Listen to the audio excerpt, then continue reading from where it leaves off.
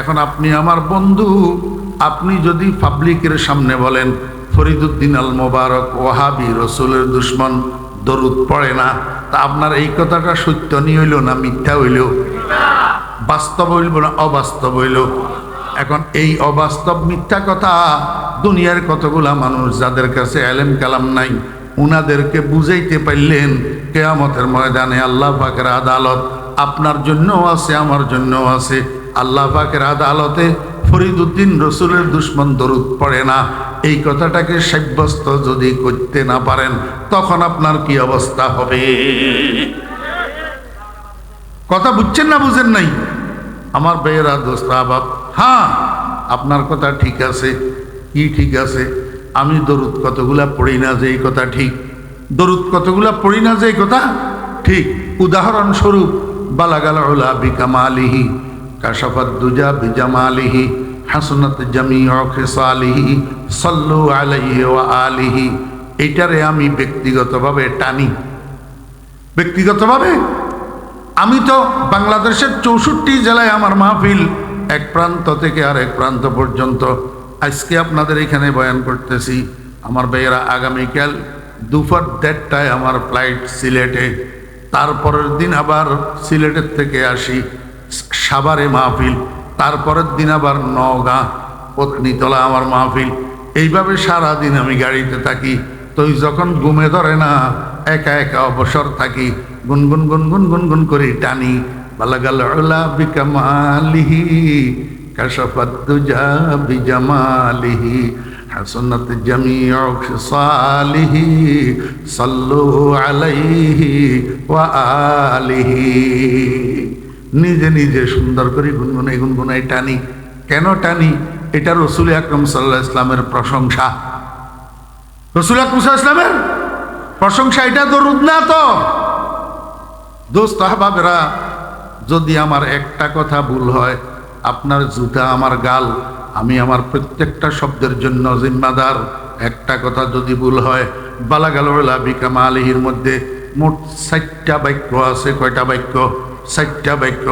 বালাগাল উলা বিকামালিহি 1 নম্বর বাক্য, কাশাফাত দুজা বিজামালিহি 2 নম্বর বাক্য, হাসনাত জামিউ খিসালিহি 3 নম্বর বাক্য, সাল্লু আলাইহি ওয়া আলিহি 4 নম্বর বাক্য।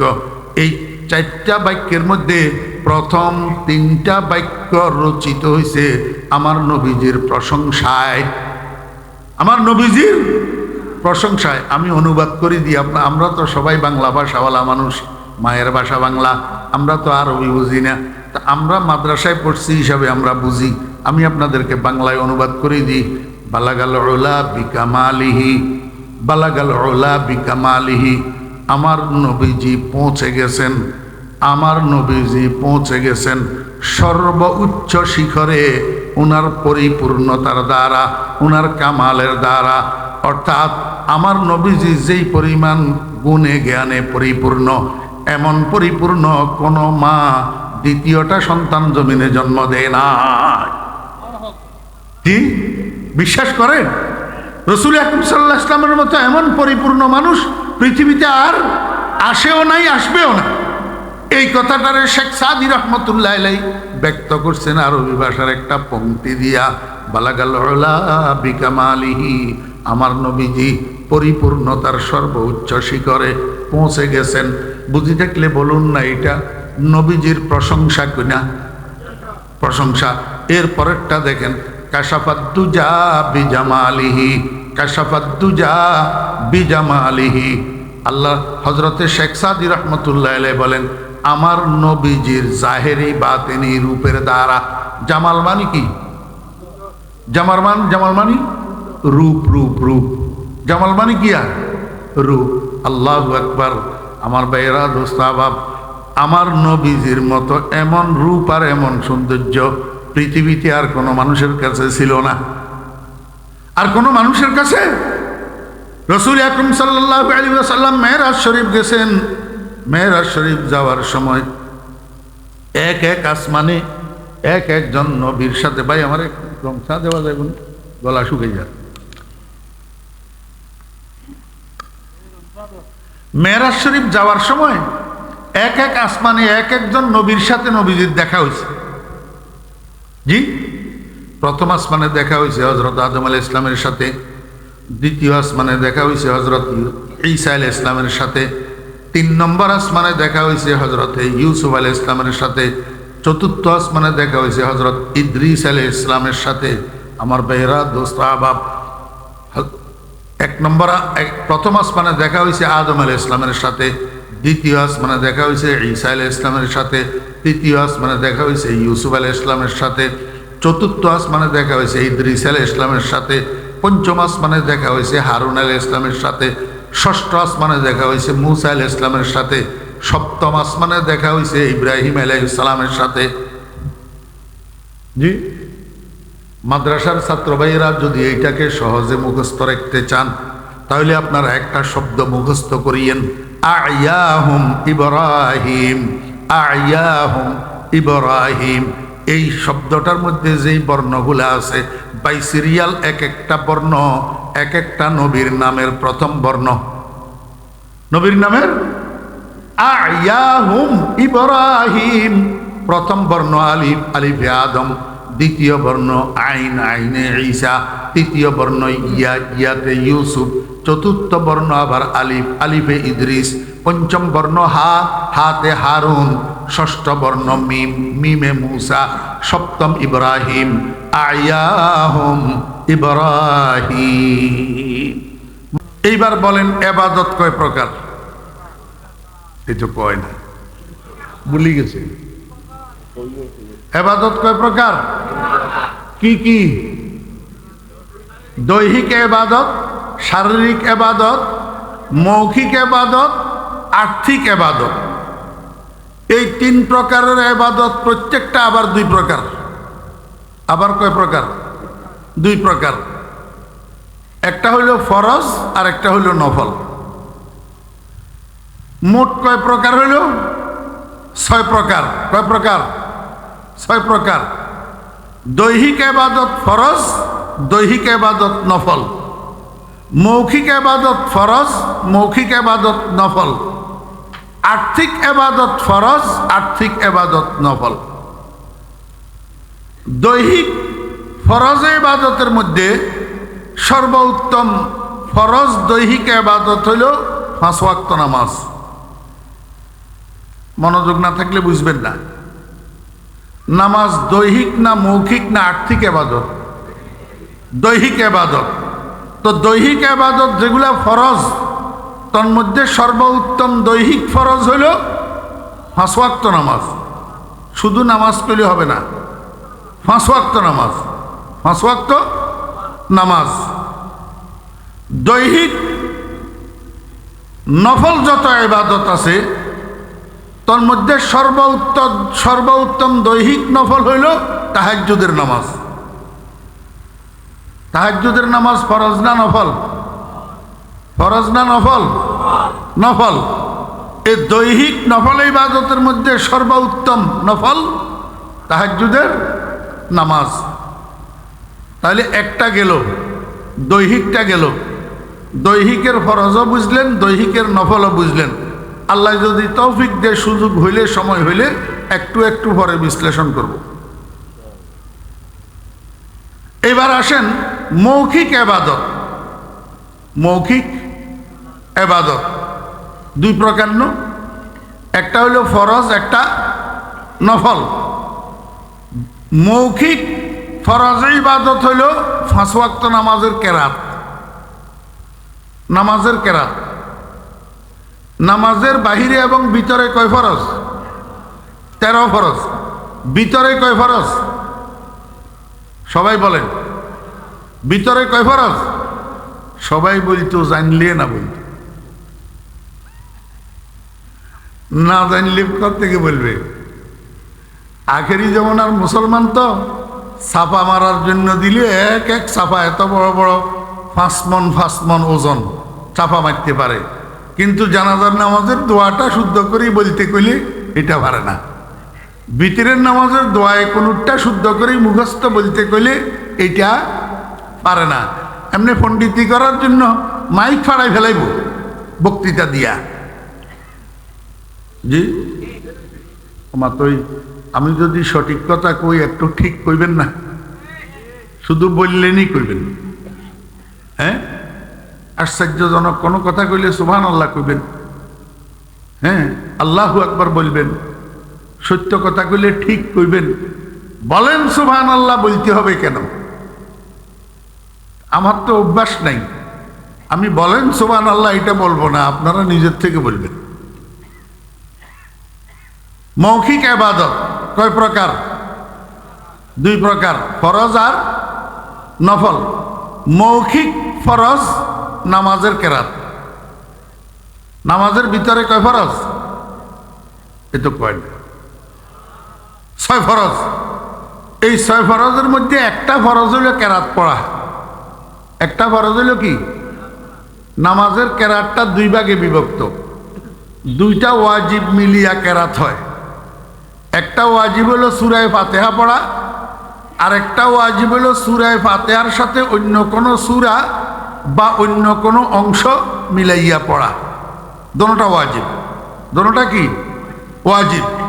এই দোনোটা ওয়াজিব মিলিয়া হয় কেরাত। কি হয়? কেরাত।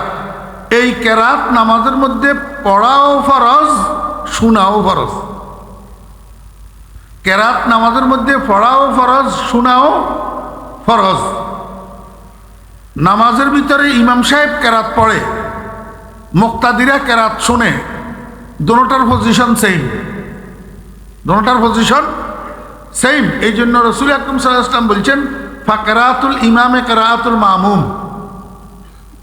ইমাম সাহেব যে কেরাত পড়তেছে, এটা উনি শুধু নিজের কেরাত পড়তেছে না, মুসল্লিদের কেরাতও উনি পড়তেছে। যাই হোক, সেই বিস্তারিতর দিকে গেলাম না। নামাজের কেরাত ফরজ। নামাজের কেরাত বুঝে থাকলে বলুন, এই কেরাতটা কোন ইবাদত? মৌখিক। কোন ইবাদত? মৌখিক। এখন মৌখিক ইবাদতের মধ্যে নফল। মৌখিক ইবাদতের মধ্যে নফল। মৌখিক ইবাদতের নফল ইবাদত হইল 1 নম্বর জিক্রুল্লাহ। 1 নম্বর জিক্রুল্লাহ। মৌখিক ইবাদতের আরেকটা নফল ইবাদত তেলাওয়াতে কোরআন। নামাজের বাহিরে। নামাজের বাহিরে। নামাজের বাহিরে কোরআন শরীফ তেলাওয়াত করা মৌখিক ইবাদত না? ফরজ না নফল? মৌখিক ইবাদতের মধ্যে আরেকটা নফল ইবাদত হলো সরকার দু আলম জনাবে মুহাম্মদুর রাসূলুল্লাহ সাল্লাল্লাহু আলাইহি ওয়াসাল্লামের উপরে দরুদ শরীফ পড়া। তবে এই কথাটা একটু বিশ্লেষণের দাবি রাখে। কেন? রাসূল আকরাম সাল্লাল্লাহু আলাইহি ওয়াসাল্লামের উপরে দরুদ শরীফ পড়া সব ক্ষেত্রে নফল নয়। সব ক্ষেত্রে নফল নয়। আল্লাহ পাক কোরআন শরীফের মধ্যে বলছেন, ইন্নাল্লাহা ওয়া মালাইকাতাহু ইউসাল্লুনা আলান নাবিয়্যি। এটা সংবাদ। এটা কি সংবাদ? জুমলা ইসমিয়া খবরিয়া, আরবি গ্রামার। এটা আল্লাহ পাক সংবাদ দিয়েছেন, নিশ্চয় আল্লাহ এবং আল্লাহর ফেরেশতারা নবীর উপরে দরুদ পাঠ করে থাকে। এটা সংবাদ। এরপরে আদেশ দিতেছেন, ইয়া আইয়ুহাল্লাযীনা আমানু, হে ঈমানদারগণ, সাল্লু আলাইহি ওয়া সাল্লিমু তাসলিমা, তোমরা সেই নবীর উপর যথাযথভাবে দরুদ ও সালাম পাঠ করো। দরুদ ও সালাম পাঠ করো। বুঝে থাকলে বলুন তো এটা আদেশ কিনা? সাল্লু সাল্লিমু এই দোনোটা আরবি শব্দ, সিগা জমা মুযাক্কারে হাজার বহস আমরে হাজার মারুফ। আদেশবাচক বহু বচনের শব্দ। আদেশবাচক বহু বচনের শব্দ। বুঝে থাকলে বলুন তো আদেশ দাতাকে? আল্লাহ। কাদেরকে আদেশ দিয়েছেন? ইয়া আইয়ুহাল্লাযীনা আমানু, ঈমানদারদেরকে। কাদেরকে আদেশ দিয়েছেন? ঈমানদারদেরকে আদেশ দিয়েছেন কে? আল্লাহ। কাদেরকে আদেশ দিয়েছেন? ঈমানদারদেরকে।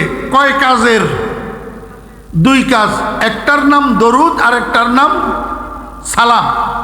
এখন আরবি উসুলে ফিকহের কায়দা হলো আল আমরুলিল ওজুব, আমরে যেই কাজের আদেশ দেওয়া হয় সেই কাজটাকে কম্পালসারি করে দে। কি করে দে? কম্পালসারি করে দে, কর্তব্যনীয় করে দে। অতএব যেই দরুদের জন্য আল্লাহ পাকের আদেশ রয়েছে সুনির্দিষ্ট, সেই দরুদকে সদা সর্বদার জন্য নফল বলা যাবে না। কথা বুঝছেন না বুঝেন নাই? বুঝবেন, আরো বুঝবেন, একটু ধৈর্য সহকারে শুনেন।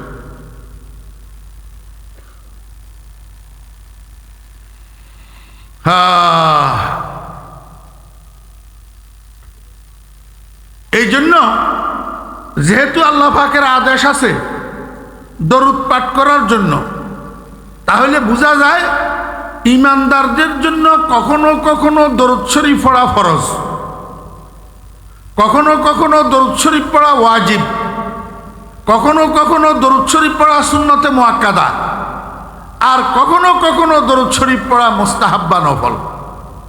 তাহলে দরুদ শরীফের প্রেক্ষাপট কয়টা পাইলেন? কথা কয় না। এতক্ষণ তো মস্কারি করছি, এবার কিন্তু আমি আসলে করতেছি। অমনোযোগী হইলে আপনাদের চাহিদা মতো মুখের থেকে কথা বাইর হবে না। আপনারা চুম্বক দেখছেন নি? চুম্বক, ম্যাগনেট। এই চুম্বকের সাথে লোহারে কাছাকাছি আনলে চুম্বকে লোহাইটারে টানি লাগায়, ঠিক না বে ঠিক কর? কিন্তু কাঠের কাছাকাছি নিলে চুম্বকে কাঠ টানে, অ্যালুমিনিয়াম টানে, সিলভার না। কেন না? চুম্বকের মধ্যে আকর্ষণ শক্তি আছে, লোহার মধ্যে বিকর্ষণ শক্তি আছে। এই আকর্ষণ বিকর্ষণ যখন যুক্ত হয় তখন একটাই আর একটারে টানে। কিন্তু কাঠের মধ্যে বিকর্ষণ নাই, সিলভারের মধ্যে বিকর্ষণ নাই। এই জন্য চুম্বকে আকর্ষণ শক্তি থাকলেও চুম্বকে কাঠ টানে না, সিলভার টানে না। ঠিক তদ্রূপ ওলামায়ে কেরাম যে বয়ান করার জন্য আপনাদের সামনে বসে, ওলামায়ে কেরামের সিনার মধ্যে আল্লাহর পক্ষ থেকে কথা ঢালা হয়। কথা কি করা হয়? ঢালা হয়। এবং সেই কথাগুলা আপনাদের চাহিদা অনুসারে, আকর্ষণ অনুসারে মুখ থেকে বাইরে। আপনি অমনোযোগী হইয়া বসে থাকবেন, কথা লাগাতার বাইর হবে না। তাহলে দরুদ শরীফের প্রেক্ষাপট কয়টা পাইলেন? 4টা। এই 4টা প্রেক্ষাপট মনে রাখিয়েন। দরুদ শরীফ ফরজ, দরুদ শরীফ ওয়াজিব, দরুদ শরীফ সুন্নতে মুআক্কাদা, দরুদ শরীফ মুস্তাহাব্বা নফল। এইবার আরেকটা জিনিস বুঝেন, দরুদ শরীফের আর 2টা প্রেক্ষাপট। একটা হলো নামাজের ভিতর, আর একটা হলো নামাজের বাহিরে। বুঝে থাকলে বলুন, নামাজের ভিতরে দরুদ শরীফ আছে না নাই? জি। নামাজের মধ্যে দরুদ শরীফ পড়া কি? দেখছেন মুসলমান মাসালা জানে না। নামাজের মধ্যে দরুদ শরীফ পড়া কি? সুন্নতে মুআক্কাদা। নামাজের মধ্যে দরুদ শরীফ পড়া সুন্নতে মুআক্কাদা। তাও কোন দরুদ শরীফ? দরুদে ইব্রাহিম। দরুদে ইব্রাহিম। আমার ভাইয়েরা, দোস্ত আহবাব, এত দরুদের মধ্যে শুধু দরুদে ইব্রাহিম পড়া সুন্নতে মুআক্কাদা কেন? এই প্রশ্নটার উত্তর বোঝার জন্য আপনাদেরকে দরুদের প্রকারভেদ বুঝতে হবে। দরুদের মধ্যে প্রকারভেদ আছে। দরুদ প্রথমত 2 প্রকার। প্রথমত কয় প্রকার? সবাই বলেন, সবাই। দরুদ প্রথমে কয় প্রকার? এক প্রকার দরুদ হলো made in Medina, made in Medina. আরেক প্রকার দরুদ হলো made in out of Medina, made in out of Medina. ইংরেজি তো made in Medina, made in out of Medina. Bangla অর্থ কি? আপনাদেরকে আমি জিজ্ঞাসা করি, মেড ইন জাপান অর্থ কি? জাপানের তৈরি। মেড ইন চায়না অর্থ কি? চায়নার তৈরি। এখন এই 2টা মেড, একটা মেড ইন জাপান আর একটা মেড ইন চায়না, এই দুইটার মধ্যে আপনারা 1 নম্বর কোনটাকে বুঝেন, 2 নম্বর কোনটাকে বুঝেন? মেড ইন জাপান 1 নম্বর, মেড ইন চায়না। আপনি একটা মাইক্রোফোন খরিদ করার জন্য গেছেন শহরে, মাইক্রোফোন খরিদ করার জন্য, তো দোকানদার আপনাকে একটা মাইক্রোফোন নামাই দেখাইলো, আপনি বললেন যে এই মাইক্রোফোন আমি নেব না। কেন নিবেন না? কয় এটা মেড ইন চায়না। তো আরেকটা দেখাইছে, কয় যে এইটাও আমি নেব না। কেন নিবেন না? কয় এটা মেড ইন সিঙ্গাপুর। কত আপনি কি চান? কয় আমার মেড ইন জাপান থাকলে দেন। কয় মেড ইন জাপানের তো দাম বেশি। কয় এগুলো একটা কত? কয় 2000 টাকা। মেড ইন জাপান কত? কয় 10,000 টাকা। কয় 10,000 টাকা হইলেও আমার মেড ইন জাপান দেন। দোকানদারে কয় ভাই একটু বুঝি বলেন, এত দাম 5 গুণ বেশি। কয় গুণ? 2000, 10,000, 2000, 10,000। কাস্টমারে কয় ভাই 2000 যেটা কিনবো এটার 6 মাসের গ্যারান্টিও নাই, 1 টাইম, নষ্ট হইলে আর ঠিক করা যাবে না। আর 10,000 টাকা দিয়া যেটা কিনবো মেড ইন জাপান, এটা 10 বছরেও গ্যারান্টি না থাকলেও নষ্ট হবে না। কথা বুঝছেন না? বুঝেন না? অতএব পয়সা যখন দেব আমি 2 নম্বর কিনবো না, 1 নম্বর কিনবো। কথা বুঝছেন না? বুঝেন নাই? মেড ইন জাপান 1 নম্বর, মেড ইন চায়না 2 নম্বর। ঠিক তদ্রুপ দরুদের মধ্যে 2 প্রকারের দরুদ আছে, মেড ইন মদিনা আর made in out of Medina. Made in Medina মানে মদিনার তৈরি, আর made in out of Medina মানে মদিনার বাহিরের তৈরি।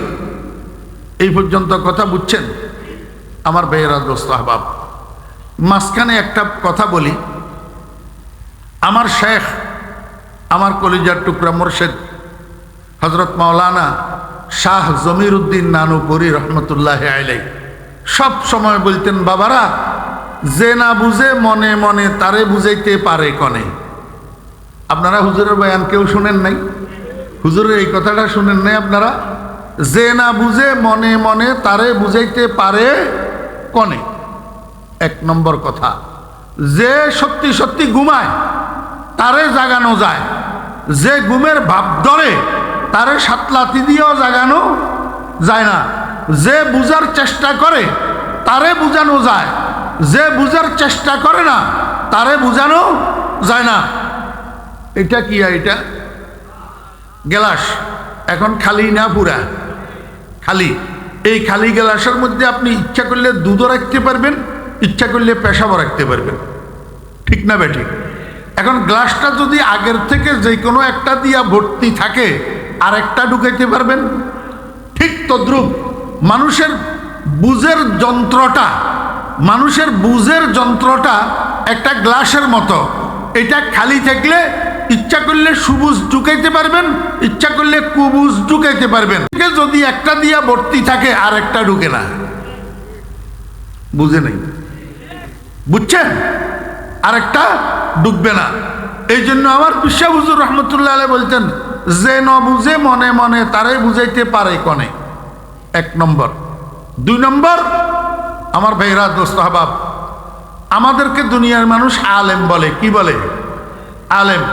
আপনারাও তো আলেম বলছেন, আলেম না বললে দাওয়াত দিয়ে এখানে আনতেননি।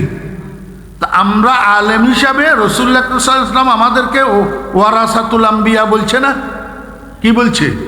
ওয়ারাসাতুল আম্বিয়া, নবীর ওয়ারিস। তো আমাদেরকে আমাদের নবীজি ওয়ারিস হিসাবে কি শিক্ষা দিছে জানেন? আমাদেরকে আমাদের নবীজি শিক্ষা দিছে, হে আমার উম্মতের আলেমেরা, তোমরা রোগীকে ঘৃণা করিও না, রোগকে ঘৃণা করিও। বুঝেন নাই? তোমরা রোগকে ঘৃণা করিও, রোগীকে ঘৃণা করিও না। উদাহরণস্বরূপ, আপনার একটা বাচ্চা যদি রাত্রে 2টার সময় ডায়রিয়া শুরু হয়, আপনি বাচ্চাটারে লাথি মারি ঘরের বাইরে ফেলে দিবেন? কি করবেন? ডাক্তার আনবেন, চিকিৎসা করবেন, সেবা করবেন। কারণ ডায়রিয়াতে আক্রান্ত হয়েছে, যে ডায়রিয়াটা আপনার শত্রু হইতে পারে, কিন্তু আক্রান্ত রোগীটা তো আপনার শত্রু না, এটা আপনার কলিজার টুকরা সন্তান। জি, আল্লাহর হাবিব জনাব রাসূলুল্লাহ সাল্লাল্লাহু আলাইহি ওয়াসাল্লাম বলেন, আমার উম্মতের আলেমেরা, আমার উম্মতের মধ্যে নেককার থাকবে, বদকার থাকবে, গুনাহগার থাকবে। তোমরা আমার উম্মতের গুনাহগার উম্মতগুলাকে ঘৃণা করিও না, বরং গুনাহ নামের রোগটাকে ঘৃণা করিবা। গুনাহগারকে বুঝাইয়া সুজাইয়া সহি রাস্তার উপরে উঠাই দেওয়ার চেষ্টা করিবা, সুন্নতের উপরে উঠাই দেওয়ার চেষ্টা করিবা। এই জন্য আমরা আল্লাহর হাবিবের কোনো উম্মতকে ঘৃণা করি না, মুতাই কথা বলি না, ঠেস মারিয়া কথা বলি না, অবজ্ঞা করি কথা বলি না। দুই চারটা কথা যেগুলা বাস্তব, এগুলা বুঝাই দেওয়ার জন্য, সুন্নতের রাস্তার উপর উঠাই দেওয়ার জন্য বলি। কেউ ভুল বুঝবেন না, প্রত্যেকটা কথা নবীজির উম্মত হিসাবে মহাব্বতে বলা হইতেছে, কাউকে ছোট করার জন্য বলা হইতেছে না। আমাদের দাদা পীর, দাদা ওস্তাদ আওলাদ রাসূল সৈয়দ হুসাইন আহমদ মাদানী রহমতুল্লাহ আলাইহি শেষ রাত্রে উঠি তাহাজ্জুদের নামাজ পড়ি, আল্লাহর দরবারে মুনাজাত করি, কান্দে চেবুদে কে দোজখ যেমন পরশদে, মগর উম্মতারা রেহাই শোদে। এ আল্লাহ, আমি হুসাইন আহমদের শরীরটাকে তুমি যদি এত মোটা তাজা করে দিতা, আমি একজনের জাহান্নামে ঢুকাইলে তোমার জাহান্নামটা পরিপূর্ণ হইয়া যাইত। তাতে করি আমার নানাজির একটা উম্মত জাহান্নামে যাওয়া লাগতো না। দেখছেন নি উম্মতের জন্য কি দরদ? চেবুদে কে দোজখ যেমন পরশদে, মগর উম্মতারা রেহাই শোদে। এইরকম উম্মতের জন্য দরদ থাকতে হবে। আমার ভাইয়েরা, মাইক একটা সামনে পাইলাম, আল্লাহর হাবিবের উম্মত গুলাকে ঠেলি জাহান্নামে ঢুকাই দিলাম। এটার নাম কাবেলিয়ত না, এটার নাম কি না? দাদা সাথে নাতিরে লইয়া ফজরের নামাজের পরে বাইর হইছে ঘর থেকে। রাস্তায় একটা চার দোকান আছে, বিস্কিট কলা এগুলা বিক্রি করে। নাতিরে সাথে লইয়া দাদা বাইর হইছে, ওই চায়ের দোকানে যাইয়া চা খাবে। সেখানে দাদার পরিচিত বন্ধু বান্ধবের মধ্যে আরেকজনের সাথে দেখা মিলছে। উনি কি করছে, একটা চিপসের প্যাকেট অথবা একটা কলা লইয়া নাতির হাতে দিছে, নাতির হাতে, কিন্তু দাদারে কিচ্ছু দেয় নাই। আমাকে বলেন, এই যে নাতির হাতে কলাটা দিল, চিপসের প্যাকেটটা দিল, এতে দাদা খুশি না বেজার? খুশি। এইটা না করি যদি উনি নাতির গালে একটা থাপ্পড় দিত, দাদা খুশি হইতো না বেজার হইতো? বেজার হইতো। ঠিক তদ্রূপ আমার ভাইয়েরা, দোস্ত আহবাব, মুহাম্মদুর রাসূলুল্লাহ সাল্লাল্লাহু আলাইহি ওয়াসাল্লামের কলিজার টুকরা উম্মত, এগুলারে ভালোবাসলে, এগুলারে মহাব্বত করলে, এগুলারে বুঝাইয়া সুজাইয়া নামাজ ধরাই দিলে, এগুলারে বুঝাইয়া সুজাইয়া মসজিদ ধরাই দিলে, এগুলারে বুঝাইয়া সুজাইয়া সুন্নতের উপরে উঠাইয়া দিলে, এগুলারে বুঝাইয়া সুজাইয়া দরুদ পড়া শিখাই দিলে, দরুদের অরিজিনাল পদ্ধতি শিখাই দিলে, এক নাম্বার দরুদগুলা চিনেই দিলে, আল্লাহর হাবিব জনাব রাসূলুল্লাহ সাল্লাল্লাহু আলাইহি ওয়াসাল্লাম খুশি হয়। মাইক পাইয়া শুধু আল্লাহর হাবিবের উম্মতগুলাকে গালাগালি করলে আল্লাহর হাবিব খুশি হয় না, বরং বেজার হয়। চেবুদে কে দোজখ যেমন পরশদে, মগর উম্মতারা রেহাই শোদে। আমি আপনাদেরকে বুঝাইতে চেয়েছিলাম, রসুল আকরম সাল্লাল্লাহু আলাইহি ওয়াসাল্লামের দরুদের 4টা প্রেক্ষাপট। 1 নম্বর দরুদ ফরজ, 2 নম্বর দরুদ ওয়াজিব, 3 নম্বর দরুদ সুন্নতে মুআক্কাদা, 4 নম্বর দরুদ মুস্তাহাব বা নফল। এরপরে দরুদ আবার 2 প্রকার। একটা দরুদ হলো নামাজের ভিতর, আরেকটা দরুদ হলো নামাজের বাইরে। এরপরে দরুদ আবার 2 প্রকার। আবার কয় প্রকার? 2 প্রকার। নবীজিকে সামনাসামনি দরুদ ও সালাম জানানো, আর একটা হলো দূরের থেকে নবীজিকে সালাত ও সালাম জানানো। এবার বুঝছেন নি না বুঝেন নাই? তাহলে দরুদের প্রকার ভেদ মোট কয়টা হইল? 8টা। কয়টা? 8টা। আমি শুরু থেকে 8টা আপনাদেরকে আবার বলি, একটু মনে রাখার চেষ্টা করেন।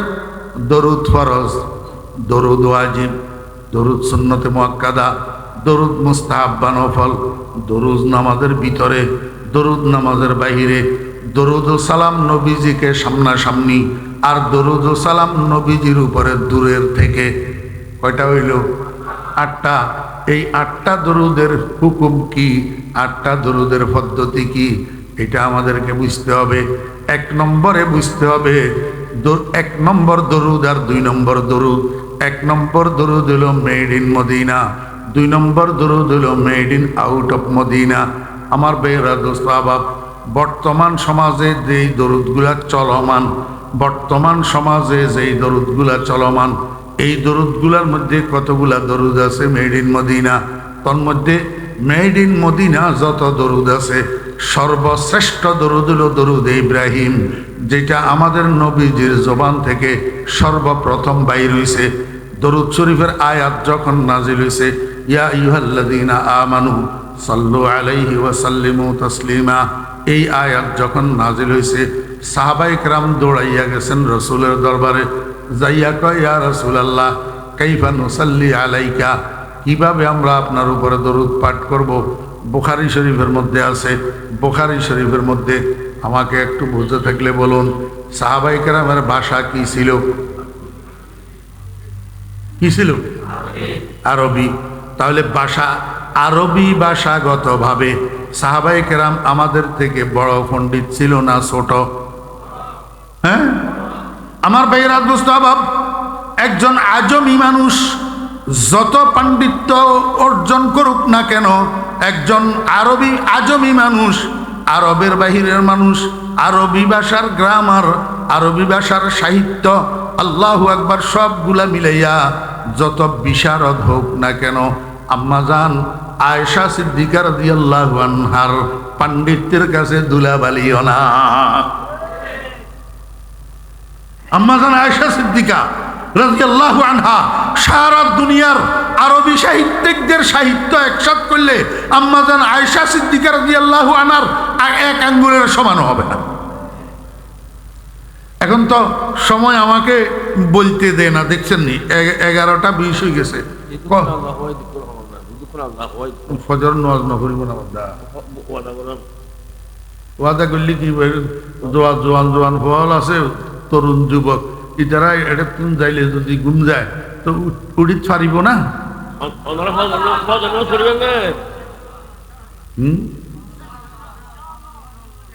আল্লাহু আকবার। এই পর্যন্ত কথা বুঝছেন? এই জন্য সাহাবায়ে কেরাম জিজ্ঞাসা করছেন যে কাইফা নুসাল্লি আলাইকা ইয়া রাসূলুল্লাহ, আমরা আপনার উপরে কিভাবে দরুদ পড়ব। সাহাবায়ে কেরাম ইচ্ছা করলে 2-1টা দরুদ বানাই ফেলতে পারতেন না?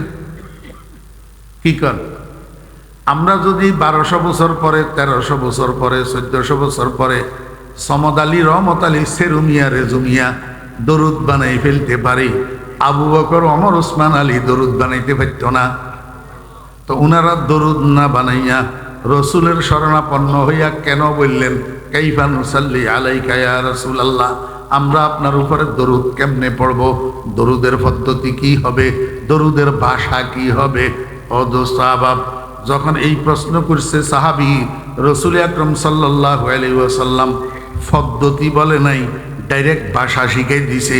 বলেন কুলু, তোমরা বলো, আল্লাহুম্মা সাল্লি আলা মুহাম্মাদিন ওয়া আলা আলি মুহাম্মাদ কামা সাল্লাইতা আলা ইব্রাহিম ওয়া আলা আলি ইব্রাহিম ইন্নাকা হামিদুম মাজিদ।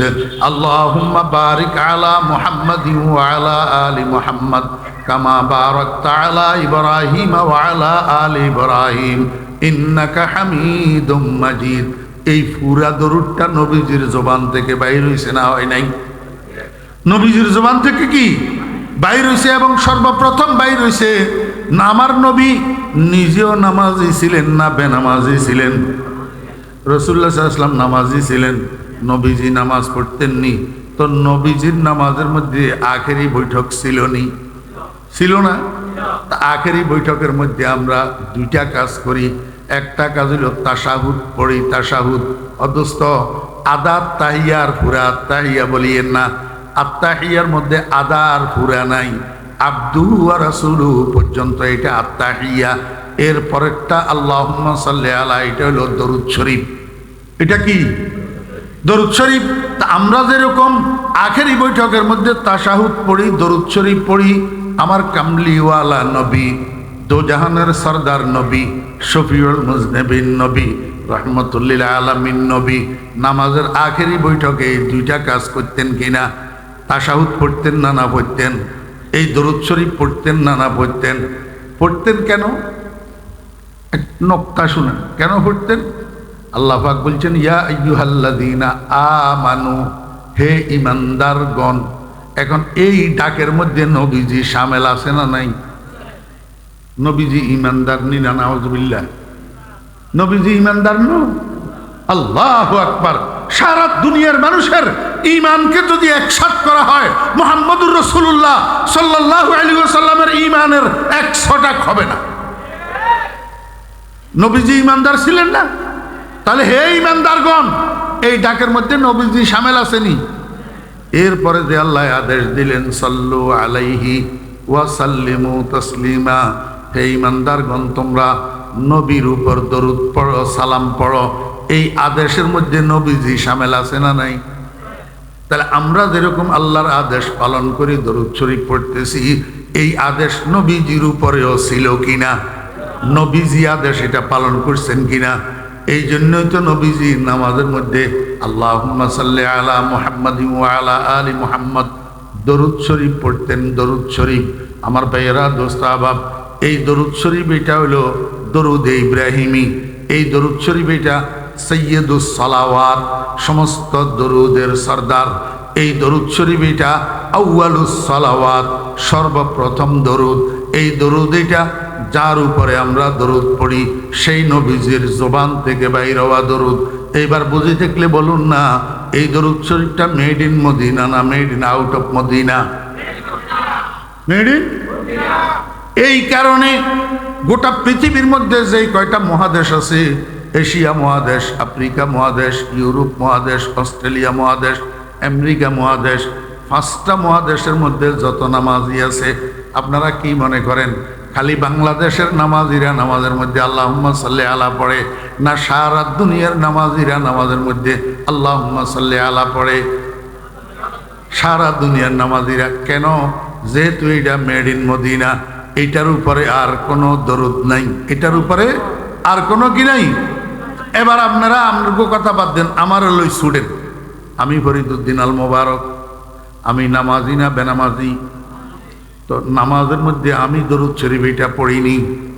জি, এখানে ইনসাফের সাথে আমার ভোট দেন না। আমি নামাজের মধ্যে দরুদ শরীফ এটা পড়িনি। এখন আপনি আমার বন্ধু, আপনি যদি পাবলিকের সামনে বলেন ফরিদুদ্দিন আল মোবারক ওয়াহাবি, রসুলের দুশ্মন, দরুদ পড়ে না, তা আপনার এই কথাটা সত্য নি হইল না মিথ্যা হইল? বাস্তব হইল না অবাস্তব হইল? এখন এই অবাস্তব মিথ্যা কথা দুনিয়ার কতগুলা মানুষ যাদের কাছে এলেম কালাম নাই, উনাদেরকে বুঝাইতে পারলেন কিয়ামতের ময়দানে আল্লাহ পাকের আদালত আপনার জন্যও আছে, আমার জন্যও আছে। আল্লাহ পাকের আদালতে ফরিদুদ্দিন রসুলের দুশ্মন দরুদ পড়ে না, এই কথাটাকে সাব্যস্ত যদি করতে না পারেন, তখন আপনার কি অবস্থা হবে? কথা বুঝছেন না বুঝেন নাই?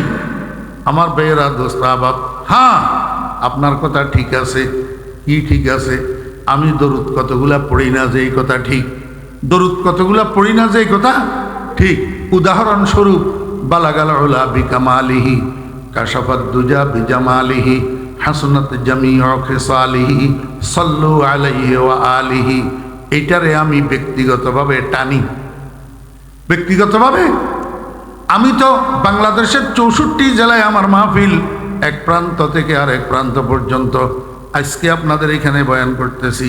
আমার ভাইয়েরা, আগামীকাল দুপুর 1:30টায় আমার ফ্লাইট সিলেটে। তারপরের দিন আবার সিলেটের থেকে আসি সাভারে মাহফিল। তারপরের দিন আবার নওগাঁ পত্নীতলা আমার মাহফিল। এইভাবে সারাদিন আমি গাড়িতে থাকি। তো যখন ঘুমে ধরে না, একা একা অবসর থাকি, গুনগুন গুনগুন গুনগুন করে টানি। বালাগাল উলা বিকামালিহি, কাশাফাত দুজা বিজামালিহি, হাসনাত জামিউ খিসালিহি, সাল্লু আলাইহি ওয়া আলিহি। নিজে নিজে সুন্দর করে গুনগুনে গুনগুনাই টানি। কেন টানি? এটা রসুল আকরাম সাল্লাল্লাহু আলাইহি ওয়াসাল্লামের প্রশংসা। রসুল আকরাম সাল্লাল্লাহু আলাইহি ওয়াসাল্লামের প্রশংসা এটা দরুদ না তো। দোস্ত আহবাবেরা, যদি আমার একটা কথা ভুল হয়, আপনার জুতা আমার গাল, আমি আমার প্রত্যেকটা শব্দের জন্য জিম্মাদার। একটা কথা যদি ভুল হয়, বালাগাল উলা বিকামালিহির মধ্যে মোট 60টা বাক্য আছে। কয়টা বাক্য? 60টা বাক্য। বালাগাল উলা বিকামালিহি 1 নম্বর বাক্য, কাশাফাত দুজা বিজামালিহি 2 নম্বর বাক্য, হাসুনাত জামিউ খিসালিহি 3 নম্বর বাক্য, সল্লু আলাইহি ওয়া আলিহি 4 নম্বর বাক্য।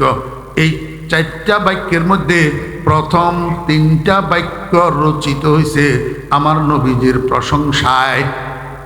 আমার নবীজির প্রশংসায়। আমি অনুবাদ করে দিই। আমরা তো সবাই বাংলা ভাষাওয়ালা মানুষ, মায়ের ভাষা বাংলা, আমরা তো আরবি বুঝি না। তা আমরা মাদ্রাসায় পড়ছি হিসাবে আমরা বুঝি। আমি আপনাদেরকে বাংলায় অনুবাদ করে দিই। বালাগাল উলা বিকামালিহি, বালাগাল উলা বিকামালিহি, আমার নবীজি পৌঁছে গেছেন, আমার নবীজি পৌঁছে গেছেন সর্বোচ্চ শিখরে ওনার পরিপূর্ণতার দ্বারা, ওনার কামালের দ্বারা। অর্থাৎ আমার নবীজি যেই পরিমাণ গুণে জ্ঞানে পরিপূর্ণ, এমন পরিপূর্ণ কোনো মা দ্বিতীয়টা সন্তান জমিনে জন্ম দেয় না। কি বিশ্বাস করেন? রাসূল আকরাম সাল্লাল্লাহু আলাইহি ওয়াসাল্লামের মতো এমন পরিপূর্ণ মানুষ পৃথিবীতে আর আসেও নাই, আসবেও না। এই কথাটারে শেখ সাদি রহমতুল্লাহ আলাইহি ব্যক্ত করছেন আরবি ভাষার একটা পংক্তি দিয়া। বালাগাল উলা বিকামালিহি, আমার নবীজি পরিপূর্ণতার সর্বোচ্চ শিখরে পৌঁছে গেছেন। বুঝি থাকলে বলুন না, এটা নবীজির প্রশংসা কিনা? প্রশংসা। এর পরেরটা দেখেন, কাশাফাদ্দুজা বিজামালিহি, কাশাফাদ্দুজা বিজামালিহি। আল্লাহ হযরতে শেখ সাদি রহমতুল্লাহ আলাইহি বলেন, আমার নবীজির জাহেরি বাতিনি রূপের দ্বারা। জামাল মানে কি? জামাল মানে রূপ, রূপ, রূপ। জামাল মানে কি? আর রূপ। আল্লাহু আকবার।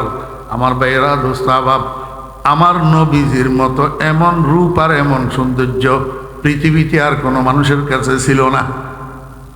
আর কোনো মানুষের কাছে। রাসূল আকরাম সাল্লাল্লাহু আলাইহি ওয়াসাল্লাম মেরাজ শরীফ গেছেন। মেরাজ শরীফ যাওয়ার সময় এক এক আসমানে এক একজন নবীর সাথে, ভাই আমার গমছা দেওয়া যাবে না, গলা শুকিয়ে যায়। মেরাজ শরীফ যাওয়ার সময় এক এক আসমানে এক একজন নবীর সাথে নবীজির দেখা হয়েছে। জি, প্রথম আসমানে দেখা হয়েছে হযরত আদম আলাইহিস সালামের সাথে, দ্বিতীয় আসমানে দেখা হয়েছে হযরত ঈসা আলাইহিস সালামের সাথে, 3 নম্বর আসমানে দেখা হয়েছে হযরত ইউসুফ আলাইহিস সালামের সাথে, চতুর্থ আসমানে দেখা হয়েছে হযরত ইদ্রিস আলাইহিস সালামের সাথে। আমার ভাইয়েরা, দোস্ত আহবাব, প্রথম আসমানে দেখা হয়েছে আদম আলাইহিস সালামের সাথে, দ্বিতীয় আসমানে দেখা হয়েছে ঈসা আলাইহিস সালামের সাথে, তৃতীয় আসমানে দেখা হয়েছে ইউসুফ আলাইহিস সালামের সাথে, চতুর্থ আসমানে দেখা হয়েছে ইদ্রিস আলাইহিস সালামের সাথে, পঞ্চম আসমানে দেখা হয়েছে হারুন আলাইহিস সালামের সাথে, ষষ্ঠ আসমানে দেখা হয়েছে মূসা আলাইহিস সালামের সাথে, সপ্তম আসমানে দেখা হয়েছে ইব্রাহিম আলাইহিস সালামের সাথে। জি, মাদ্রাসার ছাত্র ভাইয়েরা যদি এইটাকে সহজে মুখস্থ রাখতে চান, তাহলে আপনারা একটা শব্দ মুখস্থ করিয়েন, আয়াহুম ইব্রাহিম, আয়াহুম ইব্রাহিম।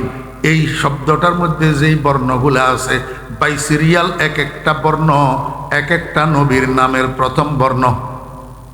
নবীর নামের আয়াহুম ইব্রাহিম, প্রথম বর্ণ আলিফ, আলিফে আদম, দ্বিতীয় বর্ণ আইন, আইনে ঈসা, তৃতীয় বর্ণ ইয়া, ইয়াতে ইউসুফ, চতুর্থ বর্ণ আবার আলিফ, আলিফে ইদ্রিস, পঞ্চম বর্ণ হা, হাতে হারুন, ষষ্ঠ বর্ণ মিম, মিমে মূসা, সপ্তম ইব্রাহিম, আয়াহুম ইব্রাহিম। মাদ্রাসা ছাত্রদের জন্য বললাম, হ্যাঁ, মাদ্রাসা ছাত্রদের মুখস্থ রাখা সহজ। কোন আসমানে নবীজির সাথে কোন নবীর দেখা হইল? 3 নম্বর আসমানে রাসূল আকরাম সাল্লাল্লাহু আলাইহি ওয়াসাল্লামের সাথে দেখা হয়েছে হযরত ইউসুফ আলাইহিস সালামের সাথে। কার সাথে? ইউসুফ আলাইহিস সালামের সাথে। এখন নবীজি মেরাজ শরীফের থেকে আসার পরে পরের দিন সকালে খানায় কাবার পাশে বসি সাহাবীদের সামনে মেরাজের বর্ণনা দিতেছিলেন।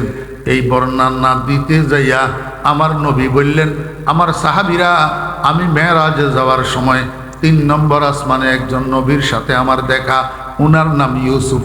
উনার নাম কি? ইউসুফ। তোমরা তো দেখো নাই, আমি দেখছি। আমি কি দেখলাম?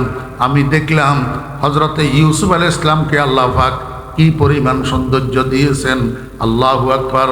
ফাইজান কাদ উতিয়া শাতরাল হুসন, ফাইজান কাদ উতিয়া শাতরাল হুসন। আমি দেখলাম আল্লাহ পাক রব্বুল আলামিন যেই সৌন্দর্য আর রূপ সৃষ্টি করছেন, এগুলাকে 2 ভাগ করছেন। 1 ভাগ দিয়া আসমান জমিন চন্দ্র সূর্য গ্রহ নক্ষত্র মানব দানব হাইওয়ান জানোয়ার সমস্ত সৃষ্টি 1 ভাগ দিয়া বানাইছেন। বাকি 1 ভাগ দিয়া একা হযরতে ইউসুফ আলাইহিস সালামকে তৈরি করছেন। আমার ভাইরা দুস্তাবাব, যাইতে যাইতে এই খবর রাসূল আকরাম সাল্লাল্লাহু আলাইহি ওয়াসাল্লামের এই বর্ণনা আম্মাজান আয়েশা সিদ্দিকা রাদিয়াল্লাহু আনহা পর্যন্ত গেছে। পরক্ষণে নবীজি যখন ঘরে গেছেন, আয়েশা সিদ্দিকা কয়, ইয়া রাসূলুল্লাহ, আপনি নাকি বলছেন আল্লাহ পাকের সৃষ্ট সৌন্দর্যের অর্ধেক দিয়া সমস্ত সৃষ্টিকে তৈরি করছেন, বাকি অর্ধেক দিয়া ইউসুফ আলাইহিস সালামকে একাই বানাইছেন। ইয়া রাসূলুল্লাহ, আমার তো মনে বুঝে না, তাহলে আপনার সৌন্দর্য আর রূপ ইউসুফ আলাইহিস সালামের থেকে কম কিনা? ইউসুফ আলাইহিস সালামকে একা দিয়েছেন অর্ধেক, আর বাকি অর্ধেক দিয়া সমস্ত সৃষ্টি তৈরি করছেন, তাহলে তো বাকি অর্ধেকের ভিতরে আপনার রূপের ভাগটাও পড়ছে। তাহলে তো হিসাবে বোঝা যায় আপনার রূপ ইউসুফ আলাইহিস সালাম থেকে কম। আমার নবী মুহাম্মদুর রাসূলুল্লাহ সাল্লাল্লাহু আলাইহি ওয়াসাল্লাম ইরশাদ করেন, আয়েশা, তোমার হিসাব ভুল, তুমি আসল কথা বুঝো নাই। কয়, ইয়া রাসূলুল্লাহ, তাহলে হিসাব কি? কয়, আল্লাহ পাক রব্বুল আলামিন সর্বপ্রথম আমারে বানাইছে, সর্বপ্রথম আমারে বানাইছে। আল্লাহ পাক রব্বুল আলামিন আমাকে যেই পরিমাণ রূপ আর সৌন্দর্য দান করেছেন, সেই রূপ আর সৌন্দর্যের প্রকাশটাকে 2 ভাগ করছেন। 1 ভাগ দিয়া সমস্ত সৃষ্টি জগৎকে বানাইছেন, আর 1 ভাগ দিয়া ইউসুফ আলাইহিস সালামকে বানাইছেন। দোনোটাকে একসাথ করলে যেই পরিমাণ হয়, সেই পরিমাণ রূপ আর সৌন্দর্য আল্লাহ আমারে একাই দান করছে। उसने यूसुफ दमे ईसा यद बैजा दारी आंचे खोबा हमादारंद तू तन्हा दारी ऐसा तुझे खालिक ने तरहदार बनाया यूसुफ को तेरे तालिबे दीदार बनाया। আমার বেরা দোস্ত আবাব, সমস্যা কি জানেননি? সমস্যা হইল দুনিয়ার মানুষ দুপুর 12টার সময় পরিষ্কার আকাশে সূর্যের দিকে এমনি করে তাকাইতে পারে না, সূর্যের পরিধি দেখতে পারে না, দৃষ্টি ফেরত আসে সূর্যের কিরণের কারণে। ওরে মুহাম্মদুর রাসূলুল্লাহ সাল্লাল্লাহু আলাইহি ওয়াসাল্লামের পরিপূর্ণ জামাল যদি আল্লাহ পাক দুনিয়াতে বিকশিত করে দিতেন, একটা উম্মত নবীজির চেহারার দিকে সূর্যের মতো তাকাইতে পারতেন না, নবীজির চেহারার থেকে নূরে নবুয়ত ফয়জে নবুয়ত হাসিল করতে পারতেন না। এই জন্য আল্লাহ পাক রব্বুল আলামিন রাসূল আকরাম সাল্লাল্লাহু আলাইহি ওয়াসাল্লামের পরিপূর্ণ জামাল আর পরিপূর্ণ রূপ দুনিয়াতে বিকশিত হইতে দেন নাই। আল্লাহর হাবিব আমার আর আপনার কলিজার টুকরা রাসূলের পরিপূর্ণ রূপ বিকশিত হবে জান্নাতে। কোথায়? কোথায় বিকশিত হবে? জান্নাতের কোথায়? আমার বেয়েরা, জান্নাতের মধ্যে একটা জায়গা হবে, সেই জায়গার নাম হবে মাকাদে সিদক।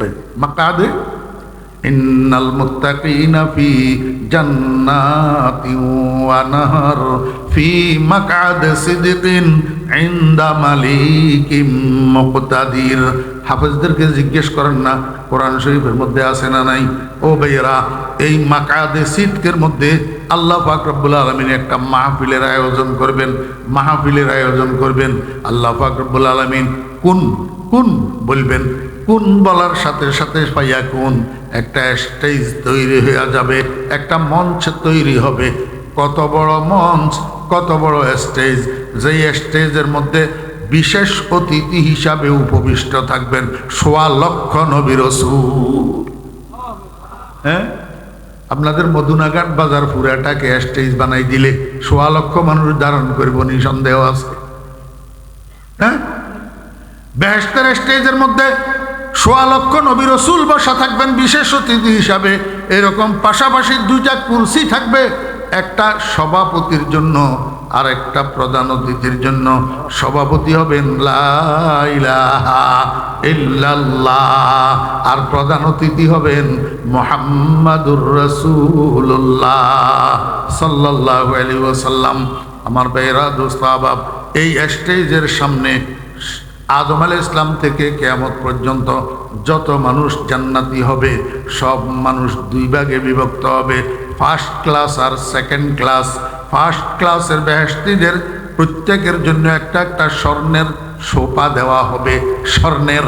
আর সেকেন্ড ক্লাসের বেহেশতীদের জন্য ফার্স্ট ক্লাসের পিছনে মেশকো আম্বরের পাহাড় বানাইয়া দেওয়া হবে।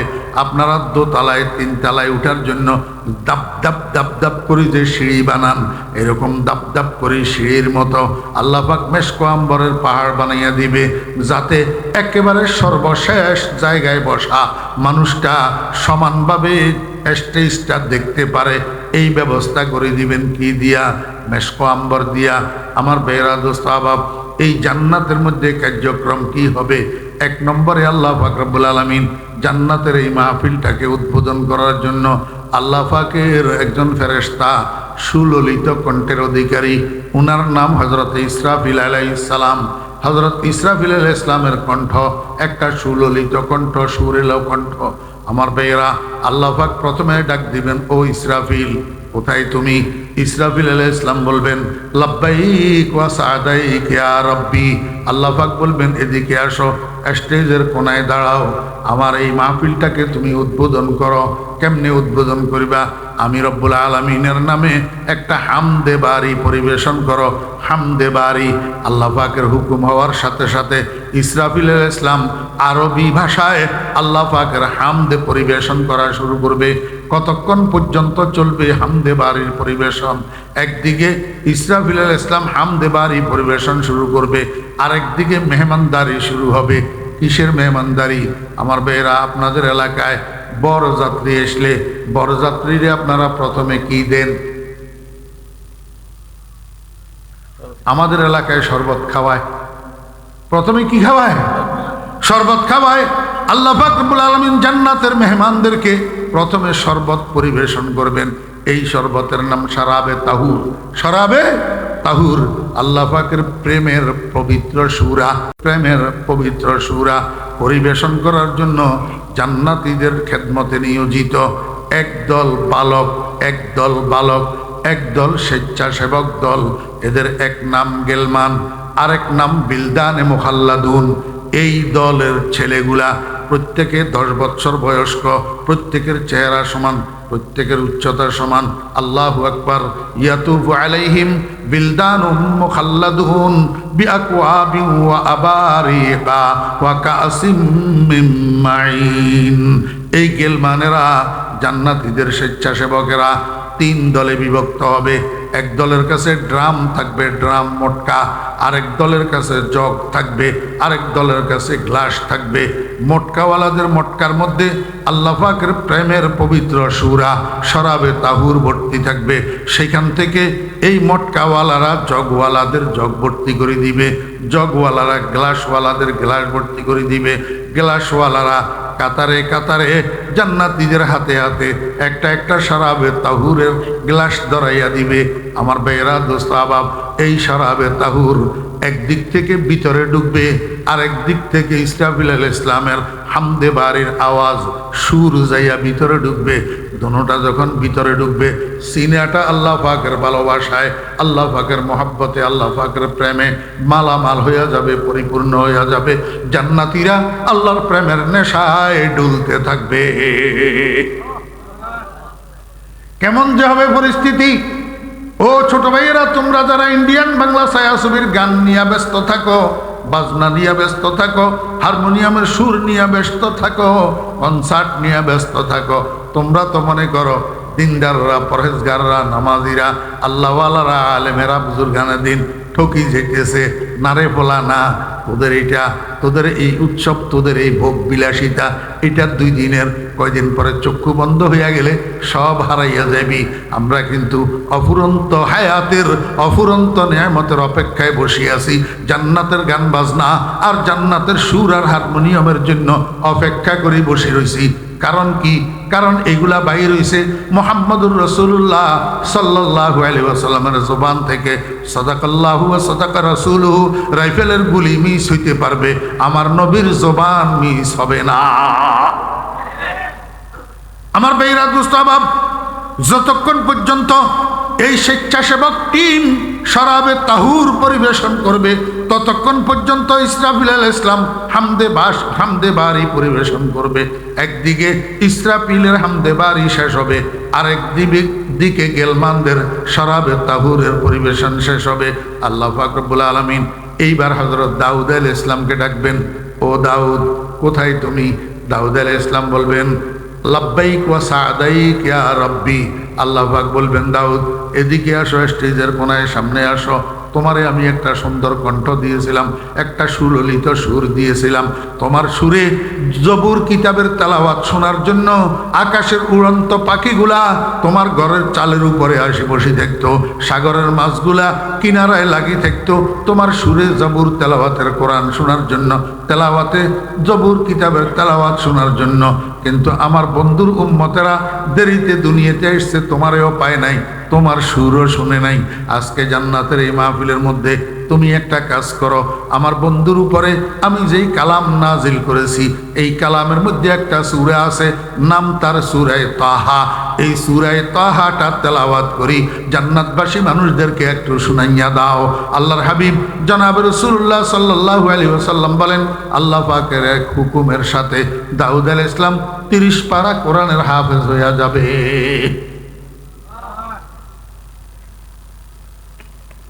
30 পারা কোরআনের হাফেজ হইয়া যাবে দাউদ আলাইহিস সালাম। সূরা তাহা একেবারে ছোট সূরা না, একটু লম্বা আছে।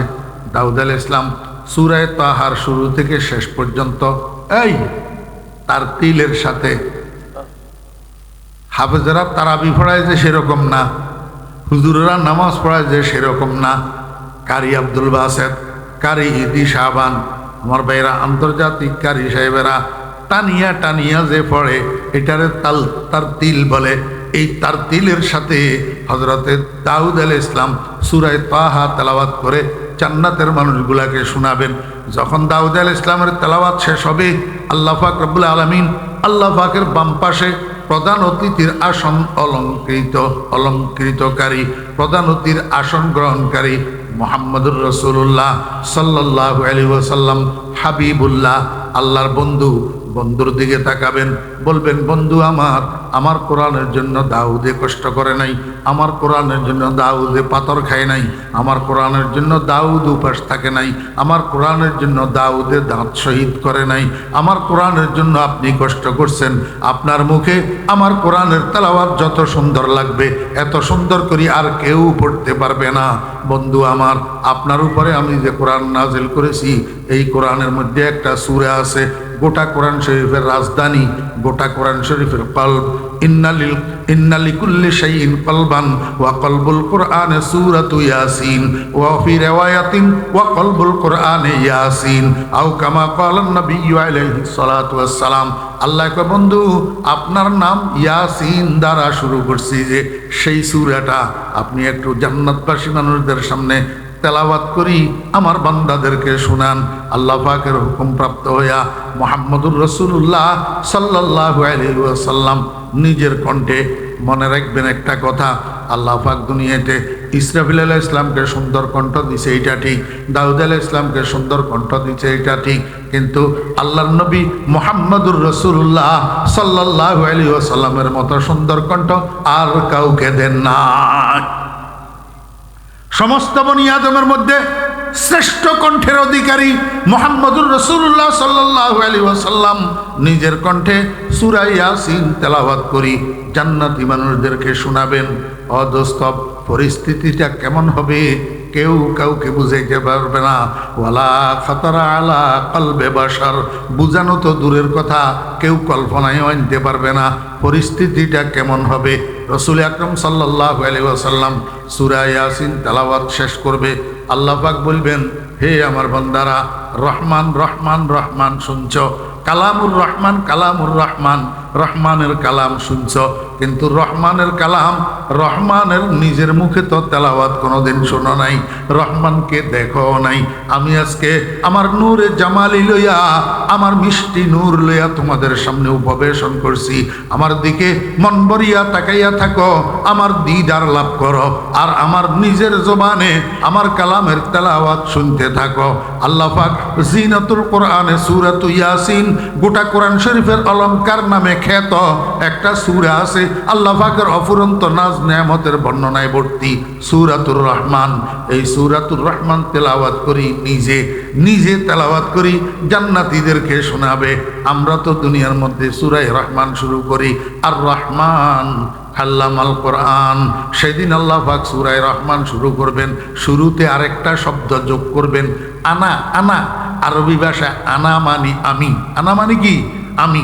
আল্লাহ পাক নিজের দিকে এইভাবে ইঙ্গিত করে বলবেন, আনার রহমান আল্লামাল কোরআন।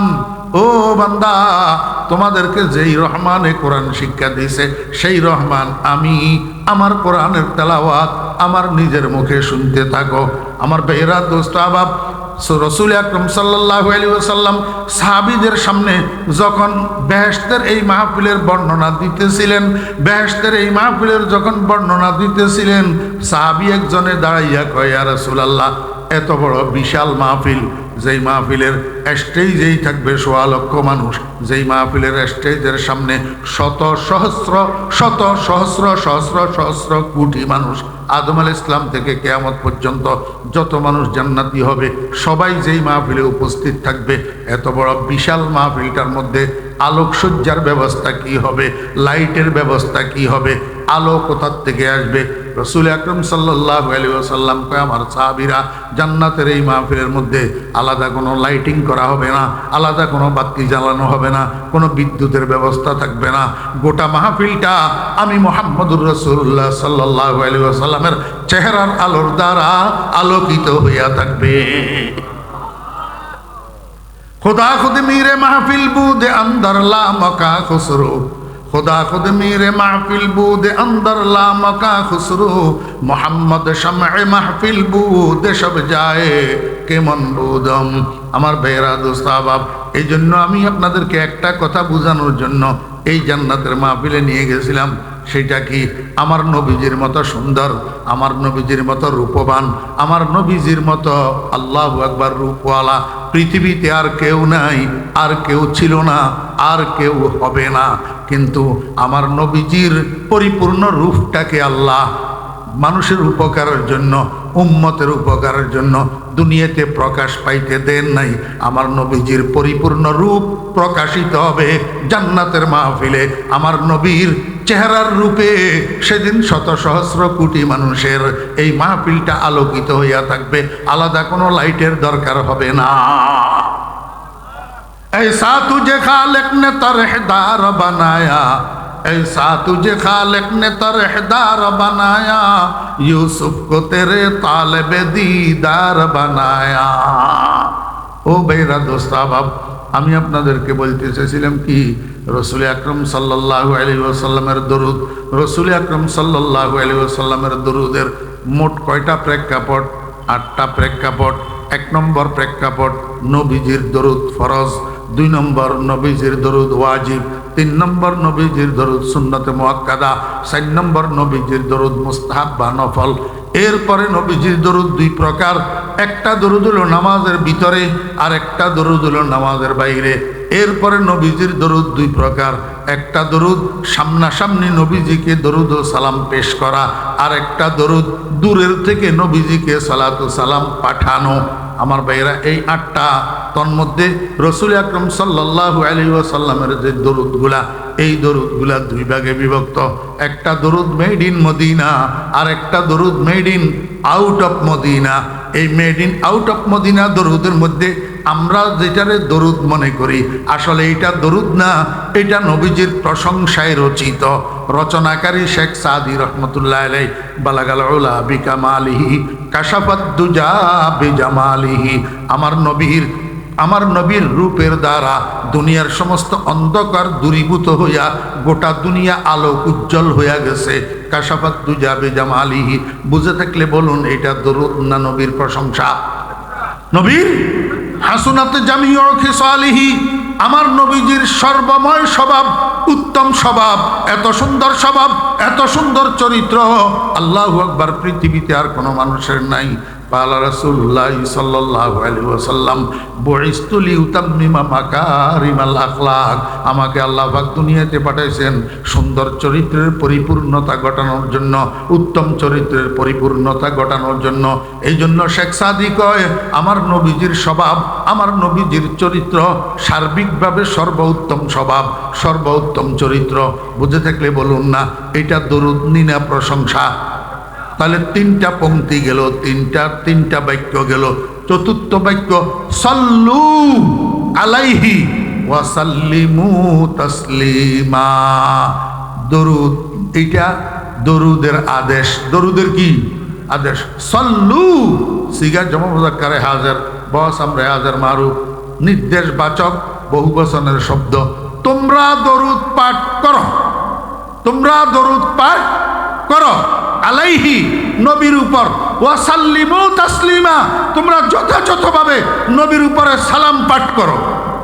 বুঝতে থাকলে বলুন না দরুদ পাঠ করো, সালাম পাঠ করো, এটা দরুদ না দরুদের আদেশ? একটা মাহফিলের মধ্যে 50,000 মানুষ যদি থাকে, এই 50,000 মানুষের যদি কয় সাল্লু আলাইহি ওয়া সাল্লিমু তাসলিমা, তোমরা দরুদ পাঠ করো, সালাম পাঠ করো, তাহলে 50,000 মানুষ সবাই আদেশে না দিলেও পালন করলেও কে? বুঝেন? বুঝছেন? সাল্লু আলাইহি নবীর উপরে দরুদ পাঠ করো তোমরা, ওয়াসাল্লিমু তাসলিমা নবীর উপরে সালাম পাঠ করো তোমরা, তাহলে এটা দরুদ না দরুদের আদেশ? এখন 1 লক্ষ মানুষে যদি একসাথে কয় সাল্লু আলাইহি ওয়াসাল্লিমু তাসলিমা, তো সবাই তো আদেশে না দিলেও পালন করলো কে? এই জন্য আমার ভাইয়েরা, দোস্ত আবাব, ধোঁকা খাবেন না। বালাগাল উলা বিকামালিহি কাশাফাত দুজা বিজামালিহি, এটা দরুদ না, এটা দরুদের নির্দেশ। সর্বোপরি এটা মেড ইন মদিনা না, এটা মেড ইন মুলকে ফারেস। মেড ইন কিনা মদিনা নয়। আরেকটা উদাহরণ দিয়ে আমার বেহরা দোস্ত আবাব মনে কষ্ট নেবেন না, আমি বুঝার জন্য বলতেছি। মুস্তফা জানে রহমত पे लाखों सलाम, शम्ए बज़्मे हिदायत पे लाखों सलाम। কথা তো সুন্দর, কথা কি? मुस्तफ़ा जान रहमत पे लाखों सलाम, शम्ए बज़्मे हिदायत पे लाखों सलाम। বুঝে থাকলে বলুন এটার মধ্যে দরুদ আছে না শুধু সালাম? শুধু সালাম, দরুদ নাই। দরুদ থাকতে হলে সালাত শব্দ লাগবো, সল্লি লিখবো, সল্লু লিখবো, আর সলাতু লিখবো। সলাত মানি দরুদ, এইটার মধ্যে দরুদ নাই, শুধু সালাম, শুধু সালাম। সর্বোপরি এই জিনিসটা মেড ইন মদিনা নয়, made in Karachi. Made in Mustafa জানে রহমত পে লাখো সালাম। এটা কোন ভাষা? কন্যা উর্দু ভাষা। কোন ভাষা? উর্দু ভাষা। তো উর্দু মদিনার ভাষা না করাচির ভাষা?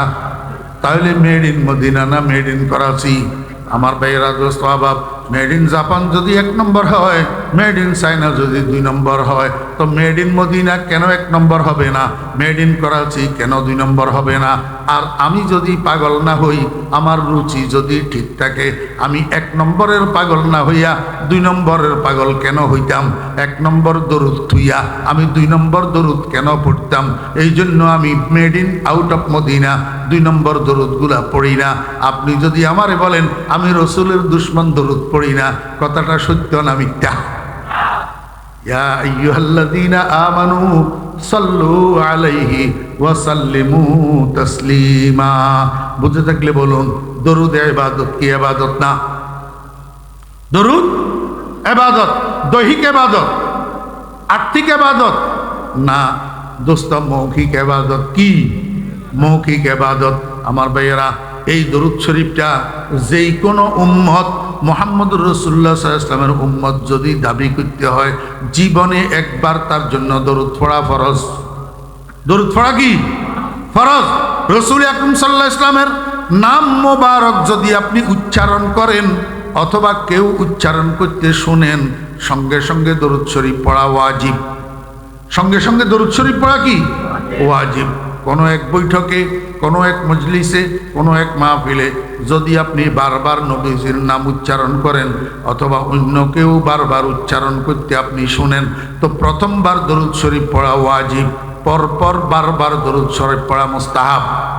কথা বুঝছেন না বুঝেন নাই? এবারে দরুদ শরীফ ফরজ পাইছেন নি? দরুদ শরীফ ফরজ, জীবনে কমপক্ষে একবার। দরুদ শরীফ ওয়াজিব পাইছেন নি? নবীজির নাম নিজে উচ্চারণ করলে অথবা অন্য কেউ উচ্চারণ করতে শুনলে সঙ্গে সঙ্গে দরুদ শরীফ পড়া ওয়াজিব।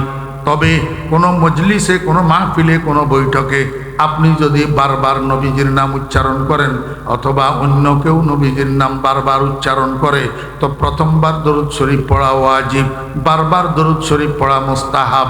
আমার ভাইয়েরা, দরুদ শরীফ ফরজ পাইলেন, দরুদ শরীফ ওয়াজিব পাইলেন, দরুদ শরীফ মুস্তাহাব পাইলেন, একটা রইয়া গেছে সুন্নতে মুআক্কাদা।